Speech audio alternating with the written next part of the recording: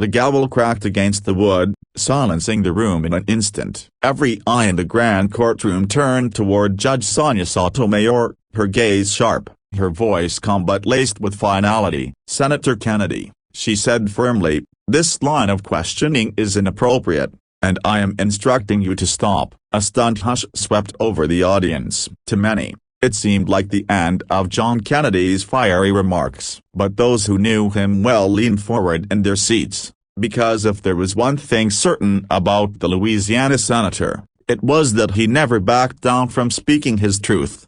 John sat back for a moment, his hands folded in front of him, the weight of the room pressing down. He wasn't just fighting for himself, he was speaking for millions of Americans who felt their voices were ignored, their concerns dismissed. He glanced briefly at the faces in the gallery, veterans with stooped shoulders, mothers with worried eyes, young men and women clinging to hope that someone, anyone, would stand up for them. That was all the reminder he needed. Slowly, John leaned forward, his southern drawl cutting through the heavy silence like a knife. "Your Honor," he began, his tone respectful but unyielding, "with all due respect, silencing me won't silence the truth. The American people deserve to hear what's at stake. If my words are too sharp, it's only because the stakes are too high." Gasps rippled through the room. Judge Sotomayor's eyes narrowed, prepared to strike her gavel again. But something in Kennedy's voice, his steady,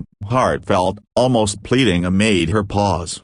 He continued, his voice gaining strength, "I did not come here today to score political points. I came here because I swore an oath to the Constitution, the same oath every public servant in this room has sworn. And that oath demands honesty, courage, and accountability. Too many times, the people who trusted us have been left in the dark. That ends today. They sent me here to be their voice, and I won't betray that trust by sitting down quietly." The courtroom was no longer just a chamber of law, it became a theater of truth. Every word Kennedy spoke painted vivid images: a farmer watching his land drown in debt, a soldier returning home broken and unseen, a single mother praying over her kitchen table as bills piled up.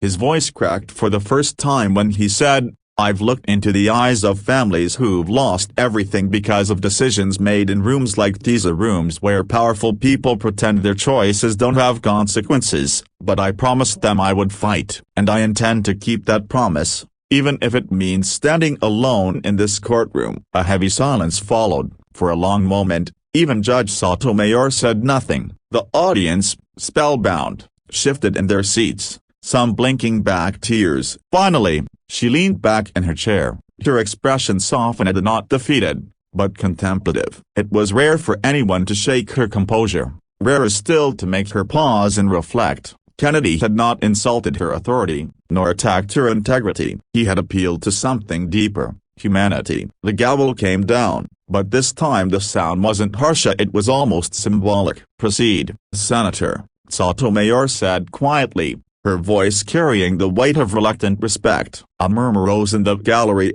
swelling into quiet applause before the bailiff hushed them. Kennedy nodded once, acknowledging the judge with the same respect he had shown from the beginning. He wasn't there to win a battle against her. He was there to remind the nation that truth, when spoken with courage, could not be silenced. By the end of the hearing, people weren't talking about legal arguments or political sides. They were talking about one man's refusal to bow to silence. They were talking about the moment when truth rang louder than authority. As Kennedy walked out of the courtroom, an elderly veteran reached out and grasped his hand firmly. "Don't stop fighting, son," the man said, his voice trembling with emotion. Kennedy gave him a solemn nod. "Not as long as I've got breath in me." The story of that day spread far beyond the courtroom walls. For some, it was a spark of hope. For others, a challenge to speak up when silence seemed easier. And for John Kennedy, it was proof that courage, no matter how small the man or how great the room, it could still shake the very foundations of power. Because in the end, the truth cannot be silenced.